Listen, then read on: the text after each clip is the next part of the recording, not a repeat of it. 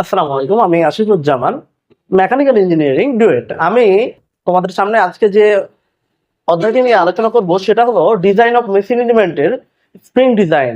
এই অধ্যায়টি আলোচনার পূর্বে তোমরা এর আগে আমি এই বই থেকে অর্থাৎ ডিজাইন অফ মেশিন এলিমেন্ট বই থেকে যেসব ক্লাসগুলো নিয়েছি সেই ক্লাসগুলো তোমরা ভালোভাবে দেখে আসবা। কোথাও কোনো জায়গায় তোমাদের বুঝতে যদি সমস্যা হয় অবশ্যই আমাকে জানাবা। এবং আমি প্রত্যেকটা অধ্যায় থেকে কিছু গুরুত্বপূর্ণ ম্যাথ করিয়ে দিয়েছি এবং অনেকগুলো সূত্র লিখে দিয়েছি। তোমরা রুমে যখন ম্যাথ প্র্যাকটিস করবা তখন প্রত্যেকটা অধ্যায় থেকে আমি যেভাবে কিছু সূত্র এবং বেসিক লিখে দিয়েছি তোমরা খাতায় সুন্দর করে আগে লিখবা, তারপরে সূত্রগুলো ভালোভাবে আয়ত্ত করবা, তারপরে তোমরা ম্যাথ করতে যাবা। এবং আমি যে ম্যাথগুলো করিয়ে দিয়েছি, সাধারণত এই বইয়ে তোমাদের অনেকগুলো সূত্র আছে, অনেকগুলো ম্যাথ আছে। আমি কিছু যেসব সূত্রগুলো লিখে দিয়েছি আশা করি ওই সূত্রগুলো তোমরা বারবার প্র্যাকটিস করলে সব সূত্র তোমাদের আর করা লাগবে না। এমনকি আমি যে ম্যাথগুলো করিয়ে দিয়েছি ওই ম্যাথগুলো তোমরা যদি বারবার প্র্যাকটিস করো, ভালোভাবে বুঝে করো, তাহলে অন্য বাকি যেসব ম্যাথগুলো আছে ওই ম্যাথগুলো তোমরা দেখলে তোমরা নিজেরাই করতে পারবা। তো আজকে স্প্রিং ডিজাইন এই অধ্যায়টির ডিজাইন অফ মেশিন এলিমেন্টের এই অধ্যায়টি একটি গুরুত্বপূর্ণ অধ্যায়। এই অধ্যায় থেকে সাধারণত দুইটা গুরুত্বপূর্ণ প্রমাণ সেমিস্টার ফাইনাল পরীক্ষায় আসার মতো আছে বলে আমার কাছে মনে হয়েছে। দুইটা গুরুত্বপূর্ণ প্রমাণ আমি তোমাদেরকে করিয়ে দিব। আমি কিছু থিওরি আলোচনা করেছি এর আগে তোমাদের, তো দুইটা গুরুত্বপূর্ণ প্রমাণ তোমাদেরকে আমি করিয়ে দিব। এরপরে আমি এই অধ্যায়ের কিছু ম্যাথ রিলেটেড বেসিক সূত্র এবং বেসিক কথাবার্তা বলবো, তোমরা খুব ভালোভাবে সূত্রগুলো খাতায় নোট করবা। এরপরে তোমরা ম্যাথ করতে যাবা। তো আমি প্রথমেই যে প্রমাণটা করব সেটি হলো, স্ক্রিনে প্রমাণটি দেখতে পাচ্ছ, সেটি হলো একটি হেলিক্যাল কয়েল স্প্রিং এর ক্ষেত্রে দেখাও যে S S equal to K8 FC divided by pi D square. এখানে এই প্রমাণটা আমাকে করতে হবে। এখন কথা হলো, এই হেলিক্যাল স্প্রিং এর ক্ষেত্রে হেলিক্যাল স্প্রিং এর ফিগার তোমরা একটু সাইডে দেখতে পাচ্ছ। যখন আমি তোমাদেরকে স্ক্রিনে এটা দেখানোর চেষ্টা করছি, যখন একটা বল প্রয়োগ করা হবে, বল প্রয়োগের ফলে হেলিক্যাল স্প্রিং এ বল প্রয়োগের ফলে দুই রকমের স্ট্রেস উৎপন্ন হবে। এক নাম্বার, একটা টর্কের প্রভাবে একটা শিয়ার স্ট্রেস উৎপন্ন হবে। আর দুই নাম্বার কথা হলো যে বল প্রয়োগের ফলে একটা শিয়ার স্ট্রেস উৎপন্ন হবে। টর্কের প্রভাবে হেলিক্যাল স্প্রিং এ যে শিয়ার স্ট্রেস উৎপন্ন হবে সেটি হলো, টর্কের প্রভাবে আমি এটা এখানে লিখেছি, T equal to F into D divided by 2। T equal to F into D divided by 2। এই সূত্রটা তোমাদের আমি এর আগে করিয়েছি। এখন বিষয় হলো যে টর্কের প্রভাবে শিয়ার স্ট্রেস। আচ্ছা, আমরা একটা সূত্র জানি কিনা? আমরা একটা সূত্র জানি, SS equal to 16T divided by pi D cube. এখন বিষয় হলো টি এর যে মানটি আমি যদি এই জায়গাতে যদি বসাই দিই তাহলে কি হয় দেখো। আমরা কি করব, টিটাকে এক সাইডে রাখবো, টিকে এক সাইডে রাখলাম, তারপরে কি করব, SS pi D cube divided by 16। তাহলে এই যে টি এর মান, আমরা এই যে টি এর মানটা বের করলাম, এই টি এর মানটা আমরা এই জায়গাতে বসিয়ে দিব। তাহলে এখানে যদি টি এর মানটা বসায়, তাহলে লেখা যায় SS pi D cube divided by 16 equal to F into D divided by 2। তো আমরা এই কাজটি করলাম। এখন আমরা কি করব, এখন আমরা জাস্ট SS কে আমরা আলাদা করে নিব। এখন SS এর একটা মান বের করব। SS বলতে কি, shear stress. SS equal two লেখা যায়, SS ইকুয়াল টু, দেখো এই দুই যদি সমানের এই পারে যায় তাহলে আমি একটু ভেঙে করছি, সেটি হলো যে দেখো SS ইকুয়াল টু কি লেখা যায়, SS ইকুয়াল টু এই 16 এই ওই পারে আছে, F ইন্টু ডি আর ইন্টু 16, আর এই দুই নিচে থাকে, এবং এই পারের যে ডি কিউব, এই ডি কিউবটা এখানে আসে, পাই ইন্টু ডি কিউব। তো এইটা ছিল। এখন এটা আরেকটু যদি আমরা মডিফাই করি তাহলে লেখা যায় 2 একে 2, 8 দুগুণা 16, 8 F D divided by pi D cube. দেখো এটা আমাদের 1 নম্বর সমীকরণ। আমরা বলেছিলাম হেলিক্যাল স্প্রিং এর ক্ষেত্রে যখন এক সাইডে যখন লোড প্রয়োগ করা হবে তখন দুই রকমের স্ট্রেস উৎপন্ন হবে। এক নম্বর স্ট্রেস উৎপন্ন হবে কিসের জন্য বলতো? এক নম্বর স্ট্রেস উৎপন্ন হবে টর্কের প্রভাবে। দুই নম্বর স্ট্রেস উৎপন্ন হবে কিভাবে? স্বাভাবিক যে স্ট্রেস, এক জায়গাতে বল প্রয়োগ করলে যে স্ট্রেস উৎপন্ন হয়, যে শিয়ার স্ট্রেস উৎপন্ন হয় সেটা। আচ্ছা, হেলিক্যাল স্প্রিংটা তো তোমার কি শেপটা কি গোলাকার না? হেলিক্যাল স্প্রিং এর যে এরিয়া তাহলে গোলাকার একটা সার্কুলার সেকশনের যদি আমি এরিয়া নির্ণয় করতে যাই তাহলে এরিয়া ইকুয়াল টু লিখা যায় পাই ডি স্কয়ার ডিভাইডেড বাই 4। তাহলে স্বাভাবিকভাবে যদি আমরা হেলিক্যাল স্প্রিং এর ক্ষেত্রে বল প্রয়োগের ফলে যদি টর্কের প্রভাবে আমরা শিয়ার স্ট্রেস বের করলাম, এখন বল প্রয়োগের ফলে যদি আমরা শিয়ার স্ট্রেস বের করতে চাই তাহলে আমরা লিখবো এসএস ইকুয়াল টু স্ট্রেসের যে সাধারণ একটা সূত্র আছে সেটি এফ ডিভাইডেড বাই এ। এখন কথা হলো এফ ডিভাইডেড বাই এ বলতে কি বোঝায়? এ বলতে হচ্ছে এরিয়া, আর এ বলতে যে বলটা প্রয়োগ করা হচ্ছে এ। তাহলে এ সমান আমরা এবার লিখতে পারি হেলিক্যাল স্প্রিংটা যেহেতু বললাম আমি এটা হচ্ছে তোমার গোলাকার শেপ, তাহলে আমরা এরিয়া সমান লিখা যায় pi into D square divided by 4। তাহলে আর একটু যদি মডিফাই করি তাহলে এই জায়গাতে লিখা যায় 4 into F divided by pi D square S. 2 নম্বর সমীকরণ।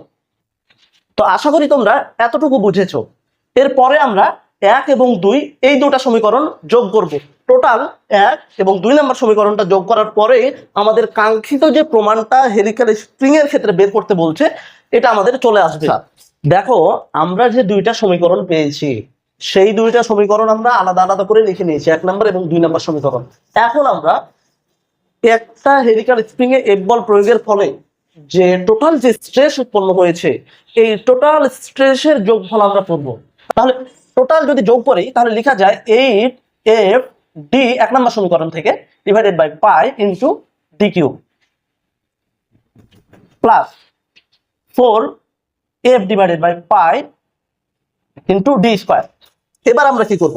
দেখো, প্রমাণে আমাদেরকে 8 এফ ডি আলাদা করে রাখতে হয়েছে এবং পাই ডি কিউব আলাদাভাবে রাখতে হয়েছে। তাহলে এই জায়গা থেকে আমরা যদি কমন নিই, প্রমাণ দেখে রেখে আমরা পরবর্তী স্টেপটা করব। 8 F D divided by pi D cube. আমরা যদি এই জায়গা থেকে কমন নিই তাহলে আমরা এখানে দেখো প্রমাণ দেখে আমরা কিন্তু এই লাইনটা সাজাইলাম। তাহলে আমরা কি লিখতে পারবো? এখান থেকে তো আমরা পুরোটাই কমন নিয়ে নিয়েছি, তাহলে 1 কিছু নাই, তার মানে কি 1 আছে প্লাস। এবার দেখো এখানে 4f divided by pi D square. এখানে থাকে কি? এখানে যে বিষয়টা থাকে সেটি হলো, দেখো এখানে আমি ডি কিউব নিয়েছি, এখানে ডি স্কয়ার আছে। এখানে যদি আমি ডি লিখি তাহলে দেখো এটা কাটে, তাহলে হচ্ছে এই জায়গাতে ডি স্কয়ার হয় divided by D divided by এখানে কি লিখবো আমরা? 2d D divided by 2d। তো এই জায়গাটাও আমি কিভাবে করলাম দেখো, এই জায়গাটা যারা বুঝেছো তাদের জন্য তো শুভকামনা, আর যারা বুঝোনি তাদের জন্য আমি একটু ভেঙে করছি। দেখো আমি এটা কিভাবে লিখলাম, আমাদের প্রমাণে আছে 8 F D divided by pi D cube. আমরা প্রমাণ দেখে সামনের দিকে অগ্রসর হব, এটাই তো কথা। এখন কথা হলো যে এখান থেকে আমরা এখানে কিভাবে আসলাম। দেখো এইটার সাথে যদি এটার গুণ দিই তাহলে 8 F D divided by pi D cube. এখন কথা হলো যে এটা মিললো, এটা আমাদের মিলে গেছে। এবার এই লাইনটা আমরা কিভাবে করলাম দেখো, এইটার সাথে এটার যদি গুণ দিই, আমি একটু সাইডে দেখাচ্ছি, 8 F D divided by pi D cube, 8 F D divided by pi D cube into D divided by 2d। দেখো এখানে একটা ডি, এখানে একটা ডি কিউব, এডি কাটে, 2 একে 2, 2 একে 2, 4 2 8। তাহলে উপরে থাকে 4f। দেখো এডি, এখান থেকে একটা ডি বাদ যায়, নিচে পাই আছে, পাই থাকলো, তাহলে হচ্ছে ডি স্কয়ার। দেখো এইটা আমাদের প্রথমকার লাইন। আশা করি তোমরা এই ক্যালকুলেশনটুকু বুঝেছো। এখন আমরা কি জানি বলতো? আমরা জানি স্প্রিং এর ইনডেক্স সি সমান ডি ডিভাইডেড বাই ডি। তাহলে এটাকে দেখো আমাদের প্রমাণে দেখো ছোট ডি উপরে আছে, বড় ডি নিচে আছে। তাহলে আমরা এটাকে একটু যদি উল্টিয়ে লিখি, 1 divided by C equal to D divided by D. তাহলে দেখো ডি ডিভাইডেড বাই ডি মানে আমরা কি লিখতে পারি? 1 ডিভাইডেড বাই সি। এই মানটা জাস্ট আমরা এখানে বসিয়ে দেব। তাহলে লেখা যায় 8 এফ ডি পাই ডি কিউব ইন্টু 1 প্লাস 1/2 বাইরে থাকলো, d/d মানে 1/c। এটা এই এতটুকুর মান আবার Ks, shear stress multiplication factor. তাহলে আমাদের প্রমাণটা কিন্তু আমরা কাঙ্ক্ষিত প্রমাণের দিকে চলে গেছি। 8Fd/π d³ × এটাই আমাদের কাঙ্ক্ষিত প্রমাণ। তো আশা করি তোমরা প্রমাণটা বুঝেছো। তোমরা যদি এই প্রমাণটা বুঝে থাকো তাহলে আমি এই অধ্যায়ের আরেকটি গুরুত্বপূর্ণ তোমাদের সেমিস্টার ফাইনালের জন্য যে প্রমাণটি আছে সেটি আমি করাবো। পরবর্তী প্রশ্নটি তোমরা স্ক্রিনে দেখতে পাচ্ছ, সেটি হলো স্প্রিং এর রেজিডিয়ান্স বলতে কি বোঝে 1 নম্বর বলছে, আর প্রমাণ করো যে রেজিডিয়ান্স = SS² V/4G। এখানে এই প্রমাণটা তোমাদের সেমিস্টার ফাইনালের জন্য একটা গুরুত্বপূর্ণ একটা প্রমাণ। তো স্প্রিং এর রেজিডিয়ান্স বলতে কি বোঝায়? স্প্রিং এর রেজিডিয়ান্স বলতে বোঝায় একটা স্প্রিং যেই পরিমাণ এনার্জি অ্যাবজর্ব করতে পারে, অর্থাৎ যে পরিমাণ এনার্জি শোষণ করতে পারে, সেটি হলো স্প্রিং এর রেজিডিয়ান্স। স্ক্রিনে চিত্র দেখতে পাচ্ছ যে স্প্রিং এর উপর এফ বল প্রয়োগ করা হচ্ছে। এফ বল প্রয়োগের ফলে স্প্রিং এর যে বিচ্যুতি সেটি হলো ডেল। এফ বল প্রয়োগের ফলে স্প্রিং এর একটা বিচ্যুতি হয়েছে, সেটি হলো ডেল। স্প্রিং এর রেজিডিয়ান্স হলো স্প্রিং এর বাহ্যিক বল দ্বারা কৃত কাজের সমান। তাহলে আমরা আমাদের প্রয়োগকৃত বল যদি এফ হয় এবং বিচ্যুতি যদি ডেল হয়, স্প্রিং এর যে বিচ্যুতি, স্প্রিং এর বিচ্যুতি বলতে বোঝায়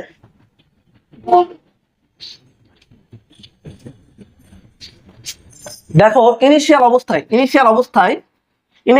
একটা স্প্রিং যখন এরকম ছিল, এইরকম ইনিশিয়াল অবস্থায় একটা স্প্রিং এ ডাব্লু ওয়েট ঝুলানোর ফলে স্প্রিং এর দৈর্ঘ্য বৃদ্ধি হয়ে এই অবস্থায় চলে গেছে। তো এই যে স্প্রিং এর ইনিশিয়াল অবস্থা, এটা হলো তোমার ইনিশিয়াল অবস্থা, স্প্রিং এর ইনিশিয়াল অবস্থা থেকে এই যে অন্য একটা কন্ডিশনে চলে গেছে স্প্রিং। এই যে স্প্রিং এর অবস্থার যে একটা পরিবর্তন, স্প্রিং এর দৈর্ঘ্যের যে পরিবর্তন, সেটি হলো স্প্রিং এর বিচ্যুতি। তো স্প্রিং এর বিচ্যুতি, তাহলে আমরা রেজিলিয়েন্স সমান কি লিখতে পারি? আমরা রেজিলিয়েন্স কে ইউ দ্বারা যদি প্রকাশ করি, রেজিলিয়েন্স কে যদি আমরা ইউ দ্বারা প্রকাশ করি, ইউ সমান লেখা যায় বল ইনটু সরণ। সরণ বলতে হচ্ছে কি বোঝায়? সরণ বলতে হচ্ছে তোমার যে বিচ্যুতি, কারণ আমরা এখানে কাজটা নিব। কাজ বলতে কি বোঝায়? বলগণিত সরণ। তাহলে বল F ইনটু del/2। এবং আমরা কিছুক্ষণ আগে হেলিক্যাল স্প্রিং এর ক্ষেত্রে একটা সূত্র শিখলাম, সেটা হলো SS = সূত্রটি হলো K ইনটু 8Fd/π আমরা এই সূত্রটি শিখলাম। এই সূত্র থেকে আমরা কি করব? এই এফটাকে আমরা আলাদা করে নিব, শুধুমাত্র এফ এর আমরা একটা মান বের করব। তাহলে এফ সমান লেখা যায়, সব যদি এই পারে চলে আসে তাহলে হচ্ছে SS πd³ ইনটু πd³ কেটা সমানের এই পারে আসে, নিচে চলে যায়। তারপরে 8টা আমি সামনে লিখছি ইনটু ডি, এটা = এফ। দেখো এই ক্যালকুলেশনটুকু তোমরা বুঝেছো কিনা? দেখো আমরা এফ এর একটা মান পেয়েছিলাম, F = πd³/8kd, এবং গোলাকার তারের ক্ষেত্রে বিচ্যুতি নির্ণয়ের একটা সূত্র আমি লিখেছি, del = 8Fd³n/g⁴। আমি এই সূত্রটা এর আগে তোমাদের ডেরিভেটিভ করে দেখাইনি, কিন্তু এই সূত্রটা এটার ডেরিভেশনটা তোমাদের প্রয়োজনও নাই, তোমরা জাস্ট এতটুকু মনে রাখতে পারো। এখন আমি প্রমাণ করার সুবিধার্থে এখানে এফ এর যে ভ্যালুটা আছে, এফ এর জায়গায় উপরে আমরা এফ এর যে একটা মান পেয়েছি, এই মানটা আমি এফ এর এই জায়গাতে পুট করে দিব। এখানে যদি আমি বসিয়ে দিই তাহলে কি লেখা যায়? 8/8 ইনটু এফ এর জায়গায় লিখবো আমি πd³/g⁴। এখন আমাদের বাদ থাকে আর কি বলতো? বাদ থাকে d³/8kd। তো এখন এতটুকু ক্যালকুলেশন করার পরে আমাদের যে মানটা আসে, সেটি হলো πSSdn/kgd। কিভাবে আসলো? দেখো 8 কাটে, উপরে দেখো d³ আছে, ডি কিউব আছে আর নিচে হচ্ছে ডি আছে, তাহলে এডি এটা যদি বাদ যায় তাহলে এখানে হবে ডি স্কয়ার এন হবে, ডি স্কয়ার এন। এবং এসএস আছে, এসএস বসিয়েছি, পাই আছে, পাই বসিয়েছি। নিচে দেখো কি থাকে, নিচে থাকে কে, জি থাকে, এবং হচ্ছে কি থাকে, উপরে ডি কিউব একটা বাদ গেছে, উপরে ডি কিউব আছে, 4 আছে, সুতরাং শুধুমাত্র ডি থাকে। এই ছিল আমাদের ডেলের একটা মান। দেখো ডেলের একটা মান পেয়েছি, এফ এর একটা মান পেয়েছি। আমি একটু বক্স করে দেখাই দিই। এফ এর আমি একটা মান পেয়েছি, ডেলের একটা মান পেয়েছি। এফ এবং ডেলের মানটা 1 নম্বর সমীকরণে যদি আমি বসিয়ে দিই, বসানোর পরে ক্যালকুলেশন করি, তাহলে আমরা আমাদের কাঙ্ক্ষিত অ্যান্সারটা পেয়ে যাব। তো এফ এবং ডেলের মানটা চলো আমরা এবার 1 নম্বর সমীকরণে বসাই।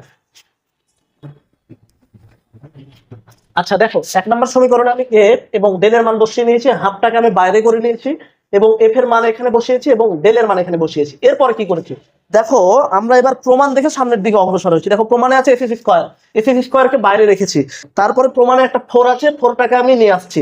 এরপরে আছে কি কে আর কে এর গুণ করেছি, কে স্কয়ার, জি কে রেখে দিয়েছি। দেখো প্রমাণে কিন্তু জি আছে। এবার বাকি আমি কি করেছি দেখো, উপরে বাদ থাকে কি, উপরে বাদ থাকে পাই, তারপরে বাদ থাকে তোমার ডিএম, পাই, ডিএম, এই যে এখানকার একটা ডি আর এখানকার একটা ডি বাদ চলে গেছে, তাহলে শুধুমাত্র ডি থাকে এবং এন থাকে। ইনটু নিচে একটা ডি আছে, উপরে ডি কিউব আছে, নিচে একটা ডি আছে, উপরে ডি কিউব আছে, সুতরাং এখানে উপরে থাকে ডি স্কয়ার, ইনটু আবার কি থাকে, এই একটা পাই, একটা পাই। এবং দেখো উপরে ক্যালকুলেশন করলে কত হতো, উপরে ক্যালকুলেশন করলে আমাদের যে মানটা আসতো, এখানে একটু মনে হয় মিস হয়েছে আমাদের, সেটি হলো এখানে একটা 8 দিতে হবে, এখানে একটা 8 দিতে হবে। উপরে 8 দুগুণা 16 হয়, দেখো আমাদের এখানে 4 দিয়েছি, তাহলে 4 আর এই 4 গুণ করলে হয় আমাদের 16। তাহলে এই যে এই জায়গাটুকু সমান আমরা এল বিবেচনা করতে পারি, এবং এইটা দেখো এরিয়া, তাহলে এল ইন্টু এ, তার মানে এরিয়া ইন্টু কি লেখা যায়, এরিয়া ইন্টু লেন। দেখো আমরা ভলিউম সমান লিখতে পারি না, এ ইন্টু এল, তাহলে আমরা এতটুকু সমান লিখতে পারি, তাহলে ভি। তাহলে উপরে দেখো S S square divided by 4 K square G L into A, তাহলে এইটা সমান আবার আমরা লিখতে পারি ভি। তাহলে S S square 4 G, K সমান যদি অন হয়, কে ইকুয়াল টু যদি অন হয়, ইন্টু এইটুকু সমান ভি। এটি আমাদের কাঙ্ক্ষিত পি আর ও ভি, এটি আমাদের কাঙ্ক্ষিত প্রমাণ। তো আশা করি তোমরা প্রমাণটা বুঝেছো। তোমরা যদি এই প্রমাণটাকে বুঝে থাকো, তাহলে আমি এরপরে এই অধ্যায় রিলেটেড কিছু বেশি লিখে দিব, বেশি সূত্র লিখে দিব, যাতে তোমরা ম্যাথগুলো করতে পারো। তারপরে আমি ম্যাথ করিয়ে দিব। তো আজকের ভিডিওটি এখান পর্যন্তই, দেখা হবে অন্য কোনো ভিডিওতে। ততদিন পর্যন্ত সবার জন্য শুভকামনা। আসসালামু আলাইকুম।